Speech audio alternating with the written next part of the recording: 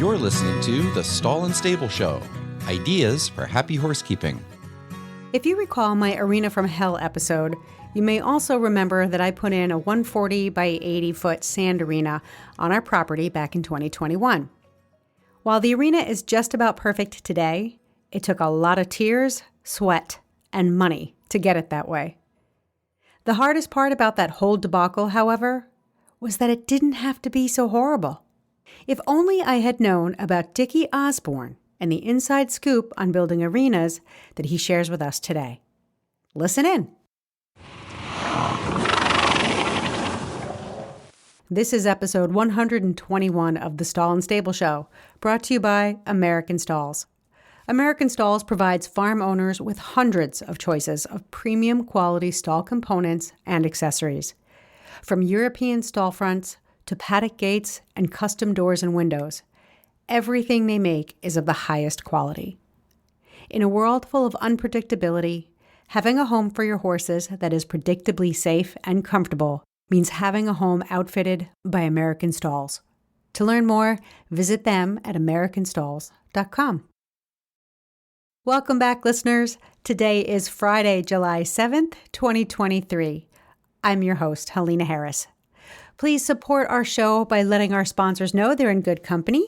In addition to American Stalls, we're grateful for the support of Barn Pros, shipping their equestrian home and barn kits nationwide. If you're in the market for a barn home, you might want to download the floor plan and specs for Barn Pro's Huntington Barn Apartment. Stalls downstairs and lovely living quarters upstairs. Just go to stallandstable.com and click on the Barn Pros banner for more information.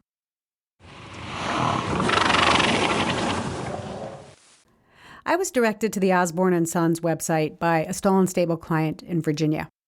She said that Dickie Osborne put an arena in for a friend and did an incredible job. Not only did his knowledge and expertise stand out among the many contractors offering similar services, but his kind and professional approach to managing the project was a breath of fresh air in our industry.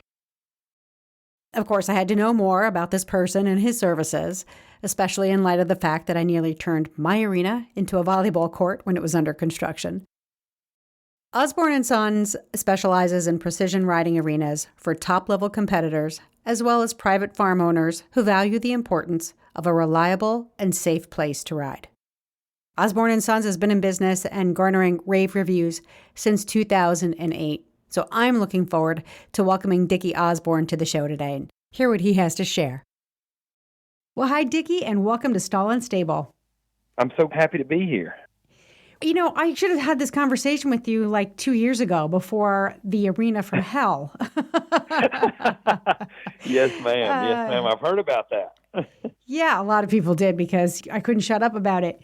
But I pride myself on being someone who does a lot of research before she pulls the trigger on anything. But you don't know what you don't know. So I'm hoping that our conversation about building arenas today will help spare our listeners from some of the hell that I went through. But before we get into the details of arena construction, tell us about your business. What do you do? So we're Premier Equestrian Arenas, and we build arenas in about a 5-state area. So we travel and build arenas, and we do ground up. We also do restoration of arenas that have already been built. And we do laser grading, so like a yearly maintenance, laser grading. And we also have a construction company that does the other side of our business, which is all kinds of stuff, roads, house seats, all of those kinds of things, barn pads, all of that. Okay. You know what you're doing because you're doing a lot of pretty much everything that goes into what a horse farm would need in terms of building something where we can exercise and train our horses. Yes, ma'am. That's correct. So today we're talking about outdoor arenas, not indoor arenas. I'm going to guess that most arenas start with aggregates or sand, rock, stone. Is that the right term to use, aggregates? Actually, Helena, when we build arenas, we first build and laser grade a subbase. Okay. Of a natural soil. So whatever is there, we raise that above the existing grade so that we have a good foundation to start and all water drains off of the arena. So that's the first step. So you raise it up. Yeah, we don't dig out. So we'll take the sod off of the arena where we're going to build. Then we form a subbase out of the natural material that's there. Interesting. You just solved like 90% of the problems with arenas. Yes, ma'am. Right? Most people dig a hole, believe it or not. And, it just gets you into so much trouble. You need layers in an arena. So in an arena, most arenas are 3 layers, and that is the subbase, base, and then the footing. And every layer that you start with should be above the existing grade. So let's go through each of these layers to get started. The subbase, you said you start with like the existing soil. Does it matter what kind of soil? And because, in the Northeast, we've got one type, but in the Southeast, there's another. Yes, ma'am. It does make a difference. And some soils are extremely mucky, so you can't use those. So we would bring in a shale or a clay base for the subbase, and we would get that formed up before. Now, we don't generally find in our area, in the 5-state that I work in, we don't generally find that we have to bring in material for that subbase very often. We can usually work with what's there, what's on the farm, so that's generally not a problem. You can do that same thing out of stone, but it's just much more expensive. So you're dealing with like the Mid-Atlantic area. Yes. So Virginia, Tennessee, Kentucky, North Carolina, and West Virginia. South Carolina tends to be a little bit different. Once you kind of get past that line, then you start to get into more sandy soils. Yes, and that can be a problem. So you would then need to probably, if you're in very sandy, shifty soil, and the sand is not compactable, so it would be more of a round type sand or a beach sand. Yep. If you're in that type of sand, then you really need to excavate down and put in a really good solid foundation of stone. All right. We're going to leave that. That's like a whole nother episode. We could do this for days. I know. All right. Yeah. So we start with the subbase, and you actually lift that up. You do that above grade. About how much above grade do you do that? I like to do 6 to 8 inches above grade, because 6 to 8 inches gives you plenty of foundation, or sub-foundation as we call it. And what that does is it makes its own island, if that makes sense. Yeah. I know that's a crazy term, but when you raise that subbase, you just help yourself in so many ways that you don't even realize maybe at first. I never even thought of that, which I feel like a complete dunce, but it makes a lot of sense. So we're lifting the subbase up 6 to 8 inches. We're not building a castle. That seems pretty modest. Right. And then once you put the subbase down, do you compact that? Do you go over it with a tamper or a big steamroller? What do you do? We do a large vibratory compactor, and actually on your subbase, a sheep's foot compactor works really, really well in soil. And we would first laser grade that, though. That needs to be laser graded machine control. And that's a huge key that everybody that's building an arena needs to become very familiar with, because that makes the difference in your layers. If I do a subbase, okay, that's on, let's say it's level, which means perfectly flat, okay, 0 degree incline. And I come in with my base and I do a 1.25, which is what USDF calls, which is what they want for drainage. That's kind of the standard. 1.25. 1.25 degree slope. Oh, okay. Yep. So when we do that, we have more aggregate on one side of the arena. If we do the subbase level, and then we do the base on a 1.25, we have more aggregate on one side than we do on the other side. So the aggregate's either going to be really thin at the bottom of the arena or really thick at the top of the arena. Which is not good. We need consistency. Absolutely. So why do that? So we're wasting money on aggregate. So if we get the subbase on grade on a 1.25, and then we build our base on the same grade, then we have a consistent amount of stone, and it saves money on stone. Now, why is a machine level better? Here's the difference. There is a laser grading attachments that you can put on any machine so the guy in the cab controls them. Okay. So all you have is an up and down arrow. And as you're grading across the arena, you're trying to constantly chase grade. In other words, when we're pushing out dirt, you're going to have high spots and low spots. When you do an indicate laser grading system, which is what I just talked about, your operator in the cab is constantly chasing that grade, trying to get it perfect. When we talk about machine control, the machine is actually doing all that itself. So you have a laser set up, you have two receivers on two poles on your grading attachment, and those receivers are receiving the laser that the laser head is sending out, and then they're automatically controlling the grade. So it's a feedback loop from what the receivers are picking up right to the machine, so it automatically adjusts the machine? Absolutely. It automatically adjusts the machine, and here's what that does. When we're grading by hand, we're lucky to get 2 inches. We're lucky to be within a 2-inch because you're in a 20,000-pound machine. And you're sitting in the cab and you're feeling all of that through your bum, if you want to call it that. Yeah, yeah. And you're trying to adjust the blade to take those little tiny discrepancies out. So we're lucky with even a seasoned dozer operator to get within 2 inches on a finished grade. With machine control, I can get it within an 1/8. Oh, wow. 1/8 of an inch. I watched my machine operators work on my arena, and it's like a cross between riding a horse and playing a video game.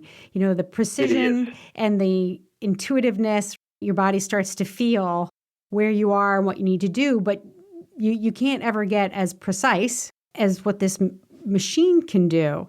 So, you know, when you and I, before we decided to do this episode, you said one of the most important things is to find a company that has a machine level.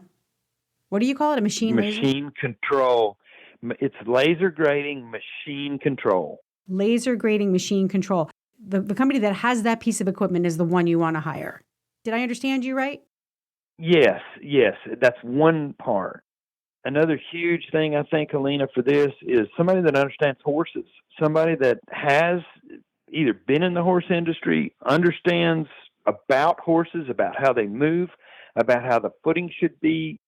You have to understand all that. So many people go out and hire a dirt contractor to do an arena. And I'm not saying that there are some very good dirt contractors that have engineers on staff, but most folks can't afford those. Yeah. And so much gets lost in translation. Being able to describe what horse footing should be and what horses need, even from discipline to discipline. And the truth of the matter is, Helena, most dirt contractors do not, and I'm not beating up dirt contractors here because that's what we do also, but they don't understand what they're getting into when they start. They look at it as a building pad or a barn pad. Oh, yeah, we just got to go, we'll rough this out, we'll throw some stuff down, and we'll be out of there, and we'll make big money.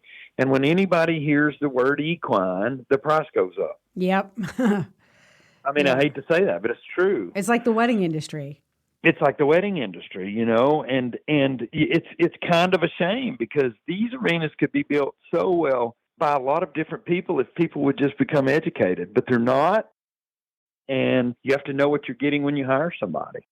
Hopefully this episode will help. Now, I'm going to recap where we got to so far. So we've got our sub base, which needs to be laser leveled, and then we move on to the base. Okay, be careful with that word leveled, Helena, because level to a contractor means perfectly flat instead of on a grade. And we want all arenas to be on a grade so that they drain. Because if we build a flat arena and we put a kicker board around the bottom, or an edger board as we call it, then we have a swimming pool. Oh, please. I got one of those. Yep. Is it possible? So for you, your experience, can you go to a customer site, look at where they want to put the arena and tell them what their slope should be? Yes. Yes, we can. There are two different types of bases in arenas, and I don't want to get confusing here, but it needs to be known. So there's one called a free draining base, which is consistent aggregates, like number 57 stone. We put drainage pipes in those. That base drains through the base, but that's a little more expensive. But you can get a storm and ride on that in 2 hours because that water wicks down through the stone. But that's a whole nother thing. Let's just talk about the stone dust to keep it more simple. So with the stone dust base, normally the USDF standard works. So 1.25 degree slope, and that works pretty good if your arena is not more than 90 feet wide. When you get over 90 feet wide, you need a crown. Okay. Yep. Because you don't want to sheet water more than 90 feet in one direction. A crown. So that's kind of like the way they build roads, where it's peaked at in the middle so that the water drains to either side. Yes, that's correct. All right. Versus a slope, which is a one-sided difference so that the water runs in one direction. Exactly. Okay. Yeah. So we're going to be very careful about using the word level, but if we're talking about the layers of our arena, we've got, again, the sub-base, the base, which you said can be different types of material depending on what kind of drainage plan you have, right? Yes, that's correct. Yes. Okay. And then does the base get compacted as well? The base gets compacted, and you better be compacting that. We do that base in layers. So we'll generally do 6 inches of stone dust on a lot of bases, and we do that in 2-3 inch layers, and we water it, and we make sure it's saturated good. Because what the water does, Helena, in that stone dust, you have all these different size particles from a 1/4 inch down, okay, down to minute particles of dust. So what that does is it washes those little particles down into the big particles, and it locks those big particles up. It's kind of like doing a puzzle, the different types of sand and whether it's round sand or angled sand and how big it is. That all determines how these puzzle pieces fit together and provide the firmness of the footing. Absolutely. So the base is your stone dust. In a normal arena, the base is going to be your stone dust, and you never want to scratch that base. So once that thing is built and compacted, we set our groomers up so that we never touch the base. And the horse should never really get to the base. If we engineer our footing correctly and we have the right amount of footing down, we should never see a lot of stone dust coming up through our base. Okay. After we get to the stone dust, which is compacted, what comes next? We put an edger board. So after the stone dust, a lot of people do arenas without edger boards, but you're paying a lot of money for high-end sand. Why would you not want to hold that? Yeah. So we do an edger board around, and it sits on the base. And then when it comes a downpour, the water will run to the end of the arena, hit the edger board, and go out underneath the edger board. Okay. Someone recommended to me that for my edger board, we use 2x12s. And I wish that I didn't, because the 2x12s are not firm enough, especially up here in the Northeast. They're all just kind of warped, and they get pushed over by the soil that's up against it. And if a horse stands near it, they're just too flexible to provide any kind of really good straight support. What would you recommend for an edging? So you're going to laugh at me until you hear the theory, but we use a lot of 2x6s and 2x8. Okay. Because we backfill the outside with clean stone. Tell me how that helps. Why is that a good thing? It filters the sand. It keeps your sand in and your water out. It allows the water to come to the edger board, filter out through the stone, and the stone holds your sand in. Okay.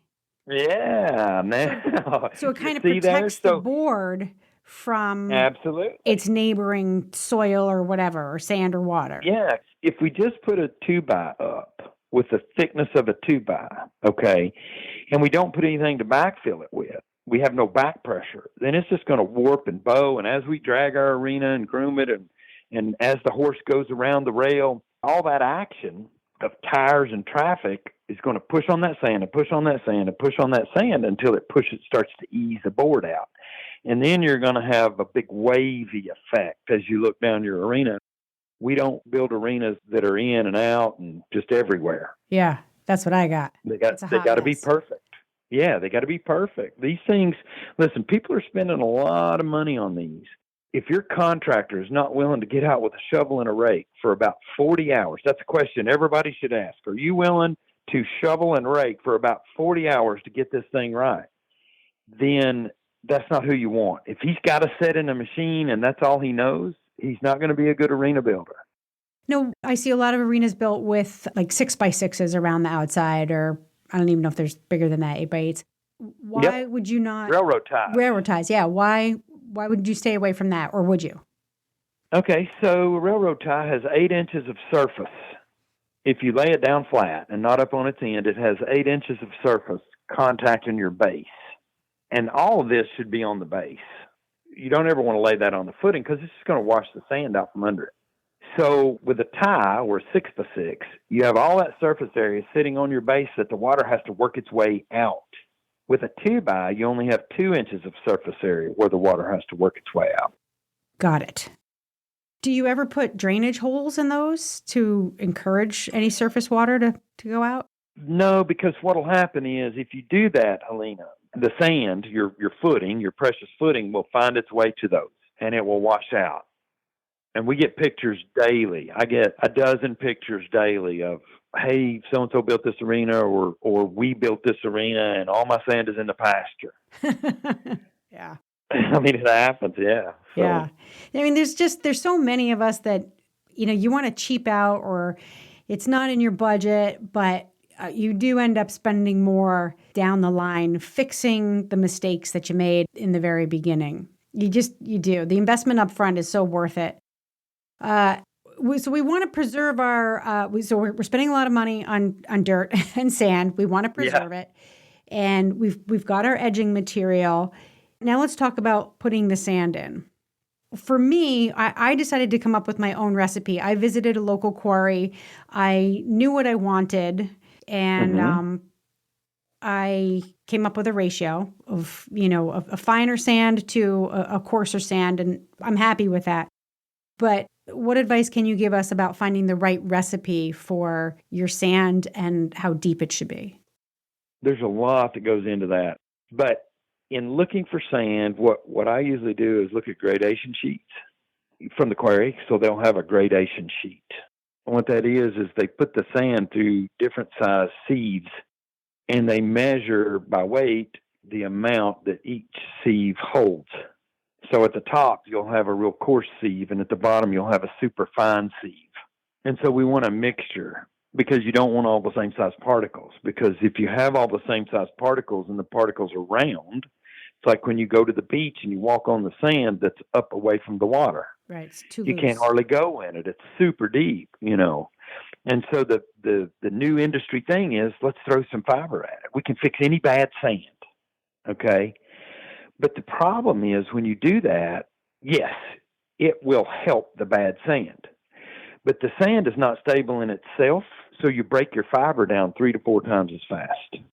Yeah. So you're putting all the pressure, instead of having sand that locks together and supports the hoof with enough cushion for the hoof, you're putting all the pressure on the fibers. So in 3 to 5 years, your fiber's completely wore out and it's junk. And then you got to try to get all that fiber out of that sand and redo your fiber. Well, fiber companies love that because they're going to sell you more fiber.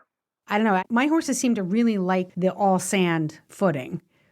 All sand footing can be a wonderful thing, Helena. It really can. Okay. If you do your homework on your sand and you get the right gradation of sand and you get the right particle sizes and angular shape, sand can be awesome. I've ridden in some sand arenas and we've built some sand arenas that are absolutely magnificent. And then when you add a good fiber to that and you have the right tools to work that fiber with when you groom, it becomes even better. Fiber is a good thing. I'm not discounting fiber, but it has to be in the right ratio and it has to be worked with the right tools to keep it distributed well, to keep it what we call homogenized well with the sand. So, yes, fiber's an awesome thing. and it's another layer of protection for the hoof and all those things.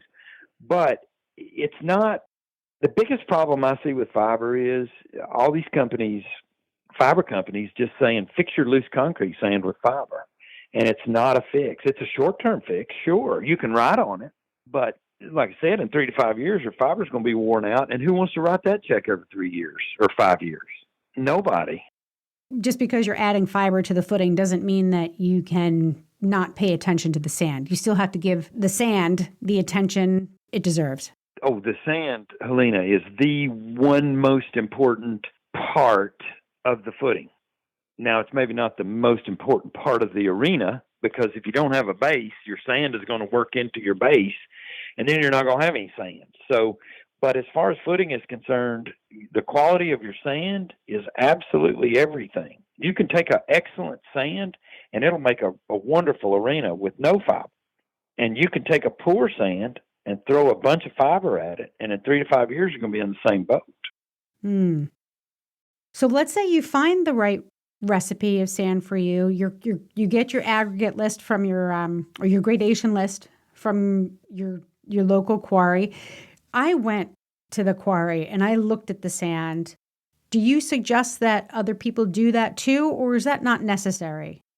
I do. No, it's absolutely necessary. You need to look at it. You need to feel it. You need to bring some of it home. You need to put it in some cups, like the engineer lady that I built she had 20-some cups of sand, and she watered it, and then she baked it out in the sun, and she checked for moisture levels. And I mean, the more homework you do on your sand up front, the happier you're going to be when you put it down, and you're not going to be shoveling it out and trying to take part of it out because it's too deep, and all of that, and you can always add sand. It's so much easier to add a little sand than it is to take sand out. Oh, amen to that. Yeah. Amen to that. Yeah. You can it's a nightmare to try to take product out. Yeah. So what I did was I had to do the math and calculate how much sand I needed to buy in order to meet a certain depth for my arena. The footing depth that I wanted for the type of work I do with my horses, I had to do that math. I would have loved it if a professional like you came along and said, here's how much sand you're going to need. Do you provide that type of information and guidance? Absolutely. And we're working on a webpage. So the people that do our webpage are super busy right now, and I told them just to do it in the fall. But so we've had one webpage, which is Osborne & Sons, and that's our excavation side, but it's becoming quickly too confusing. So we want an equestrian website just for the horse folks, so they can go to that. And there's going to be all kinds of tools on there, like a sand calculator. So you punch in the size, the width, the length, and the depth that you want your sand. And then this calculator computes the tonnage that you need. Now, it's not exact, but it'll get you easily within a truckload. Most of the times within a quarter of a truckload. One of the things that I learned in doing my arena is that the trucking the materials from the quarry to my property was a significant expense. Trucking is probably one of the biggest expenses we face. Yeah. Okay. So I would say to folks who ask me, find a quarry that's as close to you as possible, that has the sand, is near to the sand that you want as possible. I think that's absolutely correct. Okay. You want it as close as possible. But here's what I'll say to that. So many people, because it's close, they'll buy any old sand. They throw it down in their arena, and then here you go. They're saying, my sand's too deep. I got to add fiber. I got to do this. I got to try to do that. I've heard everything from putting stone dust in the sand to putting clay in the sand, which is a whole nother thing. And the truth of the matter is, if you buy the correct sand and you do your homework up front, you won't need to put anything in it. And if you do, it'll just enhance it. All right. Now we have sand. You'll help us figure out how much we're going to need. Then you arrange for it to be delivered. Like, I don't have to do that. I'm your customer. I don't have to do that. No, you don't have to do anything. All you have to do is send me an email saying, I accept your quote. And the rest is us. Oh, I may get you to come out toward the end and say, hey, do you want decorative filter stone? Do you want brown rocks to look at, or is 57s okay? What do you want? So it's decisions like that you'll be making. It's not decisions of how to build the arena and what we need to be doing out there when you need to be doing something to make your money, to pay for your arena, Yeah. So we take all that off the customer. And then I'm looking at some of the pictures of the arenas on the website, and what strikes me the most is the simplicity and the solidness of what I'm looking at. But the engineering that goes into it and the conversation that you and I are having right now is what's underneath the footing of these pictures I'm looking at. So there's a solidness about them, but there's a simplicity as well. And I don't know, maybe I would feel different if I didn't go through the hell I went through with my own arena. But listeners, if you're on the fence, I would say 100 times over, go with a professional, because absolutely the arena, and I'm kind of humble. I'm the backyard rider, pleasure rider. I dabble in this and that, but I cannot emphasize how helpful it has been to have an arena, a consistent surface just to school my horses on. It's like having a gym. It is. You need a place where you can exercise without, we all want, different surfaces that we can school our horses on. So we develop the whole horse, and, they're not always going to be riding on perfect surfaces, but you do need that consistent surface in addition to everything else. You do. And also the horse needs to be out, and he needs to walk on some gravels and some rocks and some uphills and some downhills, and all that develops the hoof and the horse. So he needs all that. But as far as if we're jumping, and not everybody does, I get that, but if we're trying to be competitive, okay, and we're jumping 5-foot fences, we want that horse to have a decent place to take off and land every single time he does that. Not to go out one day and have it super deep, and the next day it's super slippery, so all that just creates problems, and it creates a lot of injuries. Deep sand has probably created more injuries than anything there is. Oh, I've convinced my husband of that, and he'll look out in our arena and say, it's looking a little deep. We got to go drag it, Absolutely. Now, let's say we do decide that we want to add fiber to our footing, or that's part of the plan. Can you help us get connected with a fiber material that will suit our needs? Absolutely. Helena, Footing First is one of the best footings on the planet. It takes a budget to buy it, but once you buy it, you're done. And they even have dust free. You don't even have to water it.